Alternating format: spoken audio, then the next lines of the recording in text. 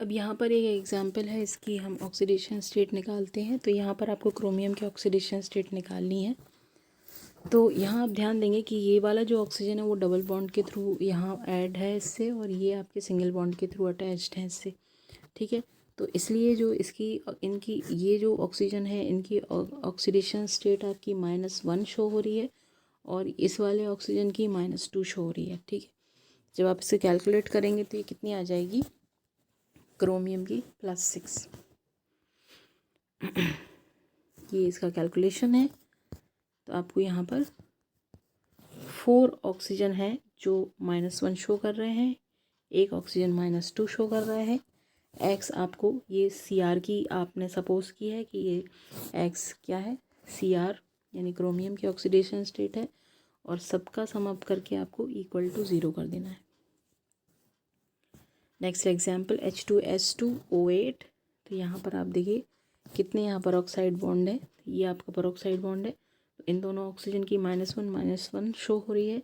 ये आपका परऑक्साइड नहीं है क्योंकि इस साइड में आपके कोई ऑक्सीजन नहीं है, इस साइड हाइड्रोजन है तो ये +1 है, और इसकी वजह से यहाँ पर जो ऑक्सीजन है ये -2 शो करेगा। ये ऑक्सीजन आपका डबल बॉन्ड के थ्रू जुड़ा है इसलिए -2, ये भी आपका -2 रहेगा, और ये हाइड्रोजन आपका +1, ये आपका -1। तो ऐसे आप कैलकुलेट कर लेंगे इसे। H2SO5, ये आपकी 2 हाइड्रोजन के हो गए। S को, सल्फ़र को आपने X माना है, और ऑक्सीजन कितने हैं आपके, देखिए यहाँ पर आपके आपके जो 2 ऑक्सीजन हैं यहाँ पर, ये ऑक्सीजन और ये, इसके लिए आपने यहाँ पर और ये -6 ये रखा हुआ है, ठीक है। तो इसको कैलकुलेट करेंगे तो आपकी ऑक्सीडेशन स्टेट आ गई +6। नेक्स्ट है आपका H2S2O8। ये इसका डायग्राम रहेगा, डायग्राम आपको ध्यान रखना है, इसे आप मार्शल्स एसिड भी कहते हो।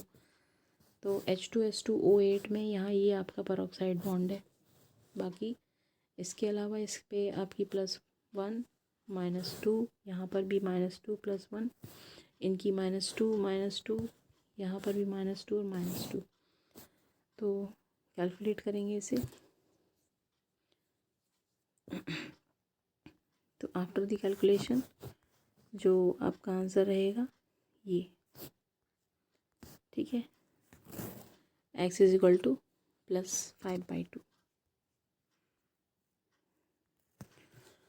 अब यहाँ पर कुछ एग्जाम्पल दिए हैं कि कार्बन है जैसे, तो कार्बन की कौन कौन से ऐसे कंपाउंड हैं या आयन्स हैं जिनमें कार्बन +4 शो कर रहा है, ठीक है, कौन से ऐसे हैं जिनमें +3 शो कर रहा है। तो ये आपको याद करने की ज़रूरत नहीं है, आप फाइंड आउट करना, आप फाइंड आउट ईज़िली कर सकते हो।